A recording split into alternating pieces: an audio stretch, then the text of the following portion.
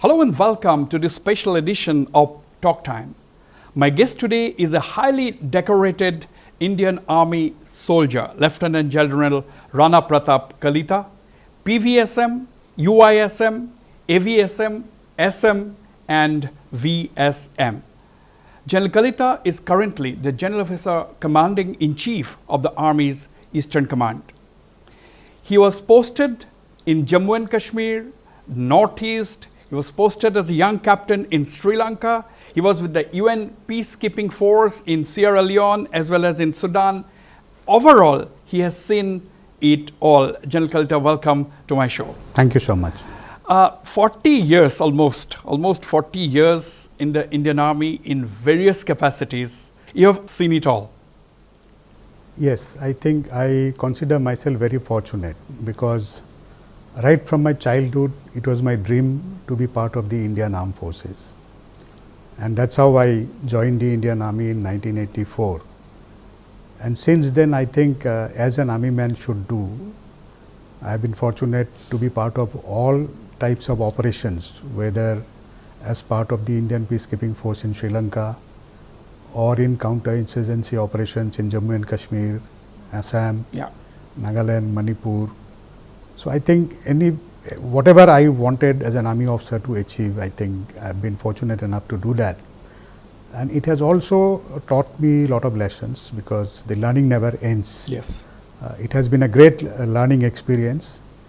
Each operation, each tenure which I had in challenging environment, whether in Sri Lanka or in J&K or in Assam and in Northeast, has taught me a lot. And I think that has been sort of responsible probably for growing up to this position which I have today. Right. And obviously, you must have also seen the transformation in the Indian Army, you know, from 1st of June 1984 when you were commissioned as a young officer in the Command Regiment to now, you know, you are the GOC-in-C you are heading one of the very, very important commands, that is the Eastern Command. How has been the transformation in the Indian Army? Yes, actually I have seen a lot of transformation in last about close to 4 decades now. And if you look at it, 4 decades is a pretty long time. There has been changes everywhere in the geopolitical environment, in the regional environment. Technology has started impacting our livelihood and all aspects of life. So, from probably a manpower intensive armed forces, now we are going in for a technology dependent armed forces now. Yes. So, that's a huge big change that we are seeing. We are also seeing that people are becoming more educated, more tech savvy, so to say. Their ability to integrate or assimilate technology is far better now. So, with the new generations of weapons and equipments coming in, we require more capable people. So, the human resource management also has seen a lot of changes in last 4 decades. And overall, I would say even in the strategy and tactics of war fighting or method of war fighting has also changed and evolved with the changing threat scenario as also the technological advancement that has taken place. Now, General, when you talk about the technological advances, when you talk about the use of technology, now we all know that we are in the Indian Army is the 4th largest army in the world, standing army. Now the point is, with the advent of technology, do you think the number of soldiers, number of physical presence of the army, do you think there is a move to reduce the strength of the army? Is it going to be a lean and mean fighting force that will be, highly technologically driven? Would you say actually the correct word should be used is right sizing of the armed forces? Right sizing. So I think that is the way to look at not it. Downsizing. Not downsizing. It's the right sizing because the threats remain, whether along northern borders or along the western borders. We have challenging environment. We have threats which are still there. So technology definitely is going to be a big player and it is going to ensure capability enhancement in a big way. However, given the geography of our borders, I think the boots on ground will continue to remain a major force. But however, having said that, technology is going to definitely impact and be a driving force towards the right sizing of the army, which I talked about. Absolutely. Now coming to the eastern frontier, you see, yes, India shares border with Pakistan in the west and other places. Now the point is, eastern frontier is a very interesting terrain that we have. We have the Himalayan heights. We have borders with 5 countries, including China. We all know the China's posturings towards India. Now the point is, how challenging is it to actually, how challenging is the job of protecting the eastern frontiers?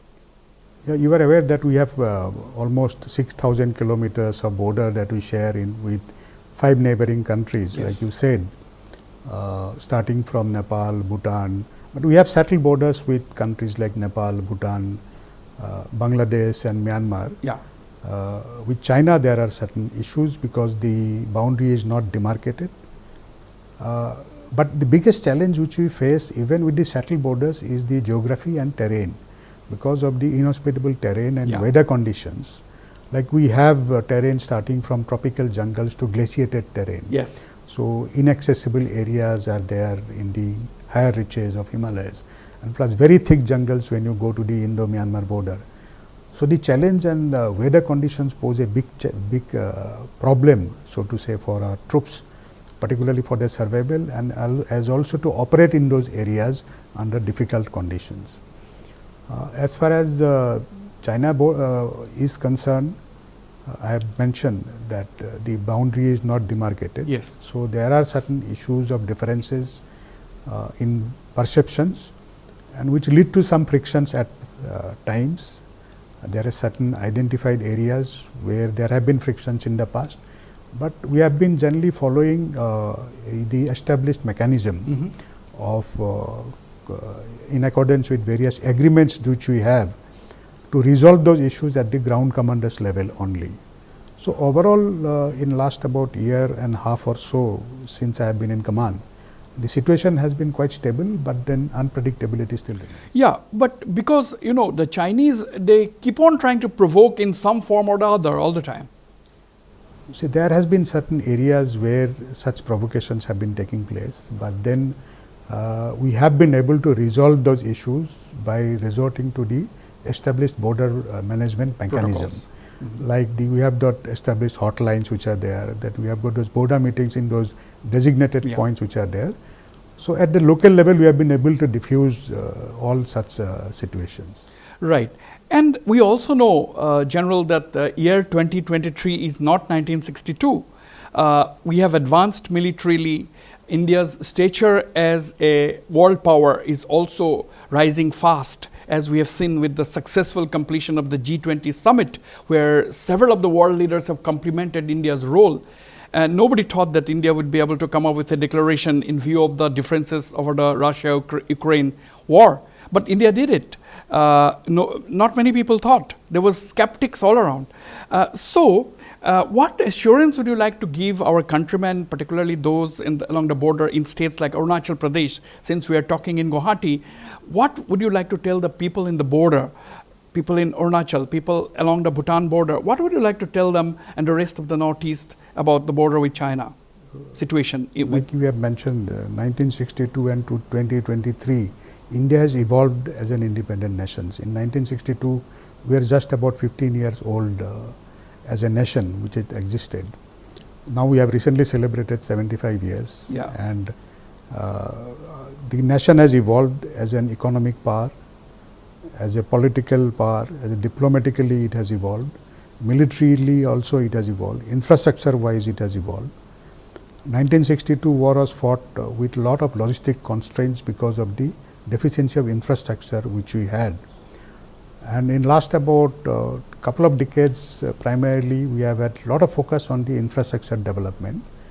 So we have good connectivity towards the forward areas now, and I would like to assure all our countrymen, particularly the people living in the Northeast, that we are fully prepared to address any sort of emerging situation and will ensure the territorial integrity of our country at all costs. Right.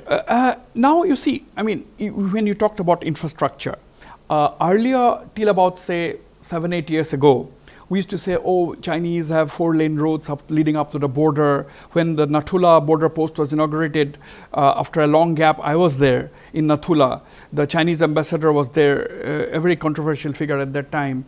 He said we have 4-lane roads leading up just across Nathula, whereas we had barely had one single lane road to Nathula at that time. Now that is not the case. In the last 7 to 8 years, we are also spending a lot of money. We have now the tunnels have been opened. Only 2 days ago, the defense minister has opened. Only yesterday, in fact, the defense minister has inaugurated the tunnel in the West Kameng district, if I am not mistaken, in Arunachal, and the tunnel in Tawang is coming up. What does all of this mean? We have the advanced landing grounds, about a dozen of them now, about 7, 8 to 10 have already been operational, both for military and civilian use. So this reflects very well for us, although we may have been late, but we'll soon be able to catch up. Yes, I think lately there has been a lot of focus as far as the infrastructure development, particularly in border areas is concerned. And it involves not only the road connectivity, like you had mentioned, that recently Honorable Defense Minister had inaugurated the Nechifu tunnel in the Kameng. Yes. And the Sela tunnel is also likely to be completed very soon. Apart from that, even connectivity towards eastern Ladakh is also improved. So a lot of focus has been there, and a lot of agencies are there which are involved. It also includes not only the road connectivity, it also includes rail connectivity by rail, the air connectivity, construction of helipads, and construction of improvement in the communication infrastructure, that is to say the mobile connectivity, the broadband connectivity. And we are all these improvements have taken place, and as of now I think we are quite well poised as far as the infrastructure is concerned, but there are certain areas where it is still work in progress, and where I think what the best thing has happened is, there is a lot of synergy among various agencies which are involved in improving the infrastructure in the Northeast. Northeastern Council that drives a particular thing, and the PM Gati Shakti, which has now synergized the efforts of all the ministries, wherein even our priorities are being included while planning and executing a project.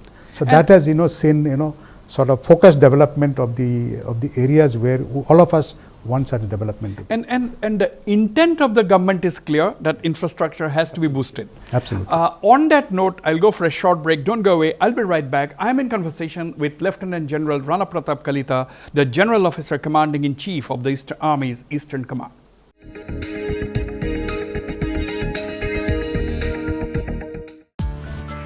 ml Nemain Citro, Etia Matro, Unahati Tokat. 500 ml Nemain Fine, Matro, Unahati Tokat.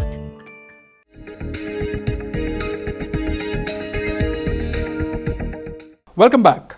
I'm in conversation with Lieutenant General Rana Pratap Kalita, the GOC-in-C of the Eastern Command. General Kalita, we were talking about infrastructure boost before going for the break. Now, you see, the Chinese have built what is called as the dual-use villages along the border. That created quite a flutter 1 or 2 years ago, that they have been building a lot of such dual-use villages where their military as well as their civilians can stay. On our side, we have also heard now that we are also going ahead with building what is called the Vibrant Village program. My question to you, do you not think that it is important for us in India to provide all facilities, whatever is possible, basic amenities to the border people, so that they remain where they are and not move inwards to the towns and cities? Because at the end of the day, physical presence is very important along the border. Absolutely. I think what was announced by the Government of India during the last budget session in 2022, Honorable Finance Minister had made that announcement of the Vibrant Village program, and it has taken off in a lot of areas, and basically it aims at providing the basic amenities to the villages which are lying in those difficult areas, which include education, healthcare, and some sort of generating their own livelihood. Yeah. And these areas, you are aware, particularly in Sikkim and Arunachal, has got huge potential for tourism as also for adventure activities, including expeditions and all. So, all these border villages, vibrant border villages can become hub of such activities, where they can generate income and they become self-sustaining unit. I think that is the overall aim, to provide them the basic infrastructure and then let them be a self-sustaining unit. And towards this, I think we are also helping out the state government, as also the Ministry of Home Affairs, and to achieve synergy in efforts, so that the identified villages are constructed as per the design plan. But you agree that efforts should be made to ensure that border people get the basic amenities so that they don't move out? Absolutely. The moment the basic amenities are provided, there will be no requirement for them to move out. Primarily, the migration takes place in search of livelihood. So, you provide them the livelihood there by growing of organic vegetables, by running tourism circuits, by bread and breakfast, and all these things can be provided. Once that is sorted out, I think the people will continue to stay there. Now, there are reports on and off which we see that there are a lot of posts vacant in the Indian Army. How is the recruitment scenario in the Northeast? What is the general interest of the youths of the Northeast to join the Army? What are some of the special steps that the Army has taken to induct more and more people, youths from the Northeast into the Indian Army? Yes, I have been going around the various places in Northeast, and I see a lot of interest being shown by the youth of Northeast to join the armed forces. So, to meet their aspirations, so we have been conducting various awareness capsules, firstly, targeting various schools and colleges where our representatives go, and they run those awareness campaigns to make them aware of various opportunities that are available in the armed forces, in the ranks of officers as well as soldiers. And thereafter, we are also conducting some sort of coaching for their physical activities as also for the written test, so that they are better prepared when they go for the recruitment process. So, this we have started for officers very recently, and we in fact conducted one program for selected students of class 12 and the people who are doing graduation for entry into NDA and CDS, and it was a prolonged program of almost 3 months, and we are going to see the results in about next 2 months time. Where are you providing these coachings? Within army establishments or outside? This coaching, we have got in touch with some of the trainers, and alongside that we are providing them initially online and then thereafter offline within the army camps. Okay, in different parts of the Northeast, or you are talking only about Assam? This program we had started, as far as the officers are concerned, we have started in Assam, but it is going to now spread to the other parts of the Northeast as well. However, for recruitment as Jawans, we have been carrying out coaching in all the states of the Northeast. But after these coachings, they have to go through the necessary exams in any case? They have to go through the necessary exam. Our aim is to empower them so that they can get through these exams which are mandatory. See, you are an alumni of the Gwalpara Sainik School. You went to the National Defence Academy. Do you think there is a need to set up more Sainik schools in the Northeastern region? Because we have seen, Northeastern region earlier, as you know very well, that it was known to the outside world as a hotspot for insurgency, and that's not the case now. The government has taken efforts, the sustained pressure from the armed forces, etc. Insurgency is reduced, and obviously that is the reason. Otherwise, if the insurgency would not have reduced, the government perhaps would not have lifted Armed Forces Special Powers Act from many places. Now, my question is different. Do you think there needs to be more Sainik schools to encourage people, capitalizing on the relative peace that the Northeast is seeing now? Absolutely. I think with the reduction in insurgency, the youth need to be engaged and given the right directions. And towards that, I think the government of India had already announced a policy of creation of more number of Sainik schools. Yeah. And that process is already on, and I am told that even the state government of Assam is also projecting creation of more number of Sainik school within Assam. Earlier, like when I was in Sainik school Gwalpara, there were only 2 Sainik schools in entire Northeast. Now each state has got at least one Sainik school, And I'm sure in next about 5 years, we are going to see more number of Sainik schools, because they are the feeder institute for the armed forces. Apart from that, they also instill discipline and patriotism and certain basic characters which will prove themselves, which will enable them to prove themselves in their life. One question I have to ask you, we have seen the situation in Manipur in the last 4.5 months. You have been there several times during the last 4.5 months. I'm talking about the ethnic violence. How is the overall situation now? What has been the role of the armed forces? See, we right from beginning, the moment when the violence started on 3rd of May, and we were inducted to control the violence, our focus has been to reduce the violence, to bring some semblance of peace, so that the dialogues can take off and continue for resolution of the political problem that is there.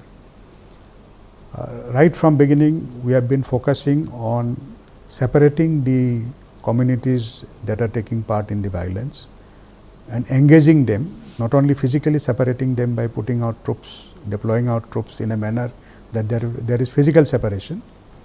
Apart from that, we have also been trying to engage the leaders of both the communities so that they come into some sort of a discussion, and we have been trying to facilitate such deliberations towards peaceful resolution of the problem. The challenges remain. There are issues which need to be resolved. There are differences of opinion amongst people. I think from my side, what I would say is that I think all the parties to the conflict need to take a step back, reassess and review the situation, and sit down together to find a peaceful resolution. Because I firmly believe that there is no scope of violence in a democratic and civilized society, and somehow we have to reduce the level of violence in Manipur. I think that's the way ahead. All good conversations must come to an end, General.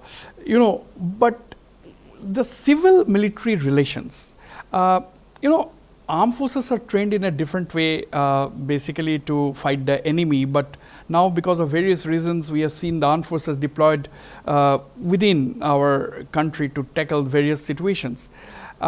In that context, the army-civil relations, I'm asking not in the context of Manipur, mine is a general question. We have covered, the Northeast for the last almost 4 decades, and there was a time when army-civil relations were not that cordial. But now, over the years, as we also grew in the profession, we have seen that army-civil relations have become very cordial in most parts. I'm talking about the northeastern region. How important is that for a smooth functioning? At the end of the day, it's not just use of force. You have to also have the genuine support of the people, which you have in states like Arunachal. Everywhere, most of the parts of the Northeast, you have. The army has the support of the people, goodwill and support. I think in the present day environment, civil-military fusion is extremely important, because in case of any sort of conflict, any sort of future conflict, it is not only the armed forces that has to fight. Yes. I think it has to be a whole of government approach, People, and including the people, everybody has to be in it together. So towards this, as we have seen reduction in insurgency in the Northeast, we have been focusing on this aspect quite a lot, and we have been trying to promote sports activities, like we had brought in Duran Cup here to Guwahati and Pukrajar, and last year we had taken it to Imphal, and last year we had Jintu Gogoi football competition in Duliajan, which was very, very successful. We are also promoting various adventure activities in the border areas, wherein we are encouraging participation from the civilians, and they are coming in a big way. Recently, we had a program in Tawang, wherein a lot of people had come and participated. On 1st of October, we are going to conduct the Tawang Marathon, which is coming up, where we have seen a lot of positive response, and a lot of people are registering and are willing to take on this challenge of a high altitude marathon at a 10,000 feet height. And not only in the sports and the adventure activities, we are also in touch with various technical institute for infusion of technology. We have got into various MOUs with IIT, like IIT Guwahati we have an MOU, wherein they have got excellent R&D facilities.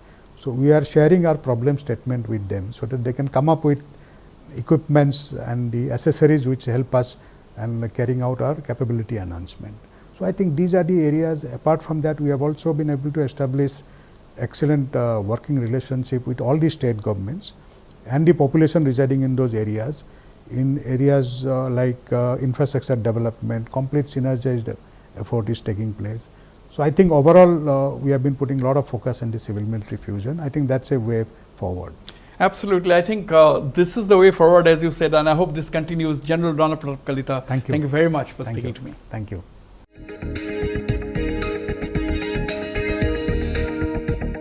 Vivel Aloe Vera আছে প্ৰাকৃতিক aloe vera আৰু vitamin ইৰ hot গুণ ই ছালখনক কৰি তোলে কোমলতকৈও কোমল Vivel Aloe Vera News to keep you ahead.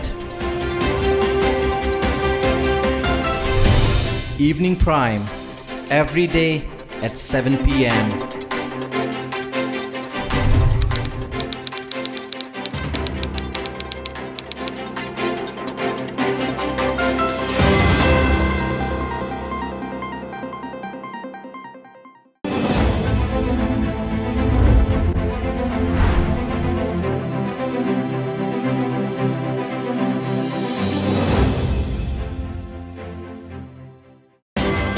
News to keep you ahead. Evening Prime every day at 7 p.m.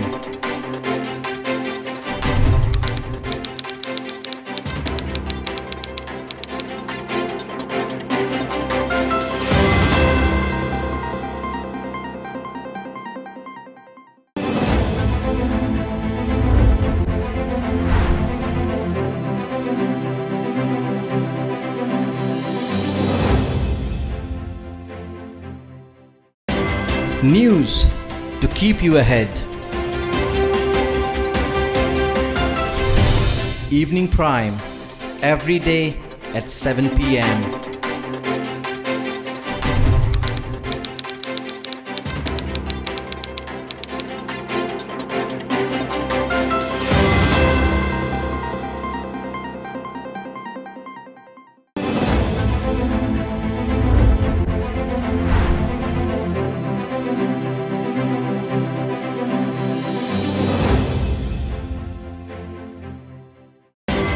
News to keep you ahead. Evening Prime every day at 7 p.m.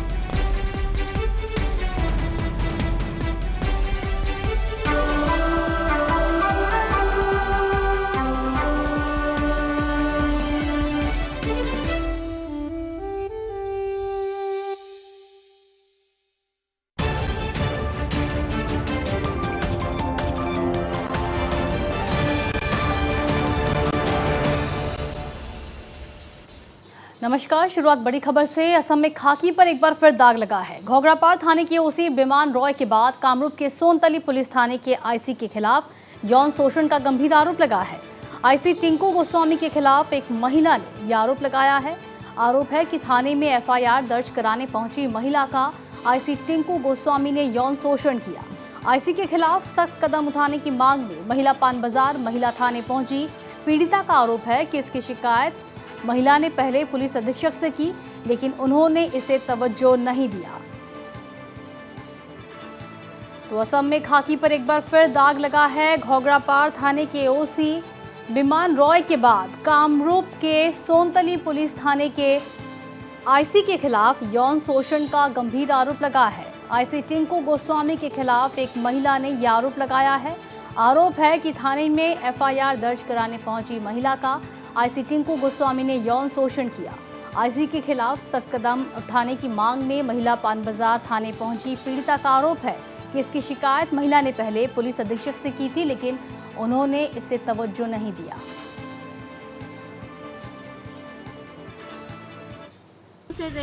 ঠিক আছে, মই কৈছোঁ যে এইটো কি কৰিলে আপুনি ইমান এটা ডাঙৰ আইচি ছাৰ হৈ কেনে কামটো কি কৰিলে? ঠিক আছে, মোৰ ভুল হৈছে, এইটো তুমি কাৰো ওচৰত নক'বা, কাৰো ওচৰত নক'বা, তোমাৰ যিমান কেছ আছে কি আছে মই চব ডিছমিছ কৰি দিম। মই কৈছোঁ এইটো কোনো কথা নহয়তো, আপুনি কি কৰিলে? মই চিঞৰি দিম। কিন্তু তেওঁলোকে যেতিয়া গেছোঁ 3টা বজাত তেতিয়া মানুহ নাছিল, কিন্তু 2টা মানুহ আছিল, বাহিৰত আছিল। কিন্তু মই তাৰমানে লাজৰ কথা এইটো আৰু কাক ক'ম, এইটো ক'ব তাৰমানে লাজ লাগে। তাৰপিছত আৰু কি ক'ম, SP কোৰ্টত মই কমপ্লেইন দিলোঁ কেইদিনমান, এসপ্তাহমান পিছত SP কোৰ্টত কমপ্লেইন দিছোঁ। দিয়াৰ পিছত SP কোৰ্টৰ পৰা আপোনাৰ তদন্ত কৰিছে, DSP কোৰ্টৰ পৰাও তদন্ত কৰিছে। কৰাৰ পিছত মানে বস্তুটো আমাৰ কেছটো মানে এইটো নৰ্মেল কৰি দিল। যি নহওক, এতিয়া সঁচা মিছা যি নহওক, এইটোতো কেছটো হ'বই লাগিব না। কেছটো ৰেজিষ্টাৰো কৰা নাই, কিন্তু ডাঙৰ মানুহৰ কেছ হ'লে কিন্তু লগে একশ্যন হ'লে হয়, কিন্তু আমি সৰু মানুহ, সেইকাৰণে কেছটো কি असम परिवहन विभाग ने सख्ती बरतते हुए उन सभी वाणिज्यिक और व्यक्तिगत वाहनों के टैक्स शुक्रवार यानी कल तक भरने का निर्देश दिया है, जिनका टैक्स सालों से बकाया है। निर्देश का पालन नहीं होने पर परिवहन विभाग ऐसे वाहनों को स्क्रैप कर देगा। राज्य के लाखों वाहनों के मालिकों को कर अदायगी के लिए विभाग की ओर से पिछले 2 महीने का वक्त दिया गया था, लेकिन अधिकांश लोगों ने इस सुविधा का लाभ नहीं उठाया। ऐसे में परिवहन विभाग ने एक बार फिर रियायत पर टैक्स भरने का लोगों से आह्वान किया है। इधर जिन लोगों ने कागज के ड्राइविंग लाइसेंस और रजिस्ट्रेशन सर्टिफिकेट को डिजिटल अभी तक नहीं करवाया है,